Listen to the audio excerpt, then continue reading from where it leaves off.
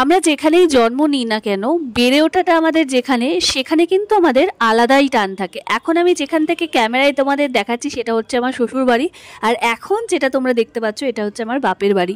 তো হ্যাঁ, এইটুকুনি ডিস্টেন্সে আমার শ্বশুর বাড়ি বাপের বাড়ি। প্রায় 6 মাস হয়ে গেল বাবা মারা এখন আর এই বাড়িতে থাকে না, কিন্তু বাবা মা আমাদের এই বাড়ির প্রতি আলাদাই একটা টান আছে। তাই গাছগুলোই জল ছিল না বলে জল দিলাম, আর এবার বর্দা দিয়ে গেছিল আর মাছ, সেটা দিয়ে তরকারি করলাম আলু দিয়ে। রান্না কমপ্লিট করে পঞ্চব্যঞ্জন নিয়ে খেতে বসে পড়েছি। আজকে মেনুতে অনেক কিছু ছিল, যেমন ধনেপাতা বাটা আর লাউ চিংড়ি। আর বাড়িতে গেছিলাম কারণ রাঁচি থেকে ঘুরে আসার পর জামা কাপড় ছিল অনেক, কেচেছিলাম সেগুলো মেলার জন্য, সবকিছু বাড়িতে জায়গা ধরছিল না। তো এবার মা মানে আমার শাশুড়ি মাকে নিয়ে চলে গেলাম কিছু কেনাকাটা করতে। আজকে বিশেষ দরকারে কিছু কেনাকাটা ছিল, তো করলাম। করে মা বললো চা খাবে, তো চা খাওয়াতে নিয়ে গেলাম নবদ্বীপের একটা ফেমাস ক্যাফেতে।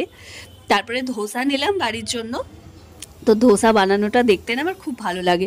তো মামাম না ইদানিং খুব বায়না করছে কেক খাবে বলে, তো ওর জন্য 2টো কেক নিলাম। বাড়িতে এসে সুন্দর করে ধোসার প্লেটটা সাজিয়ে ফেললাম। আমি যেহেতু দই বড়া খেতে ভীষণ পছন্দ করি, তো দই বড়াও এনেছিলাম। তো দুজনে মিলে একসাথে খেলাম, মামামের বাবা আর আমি। আর মামামের কাল থেকে স্কুল শুরু হচ্ছে, তাই জন্য নামগুলো লিখে দিলাম ওর খাতায় খাতায়। আর আমাদের সময়ের বই আর এখনকার সময়ের বইয়ের অনেক তফাৎ, বর্ণ পরিচয়ের ভুলই পাল্টে গেছে। তোমাদের ভিডিওটা কেমন লাগলো অবশ্যই জানিও। ভালো লাগলে লাইক এন্ড সাবস্ক্রাইব। দেখা হচ্ছে পরবর্তী ভিডিও।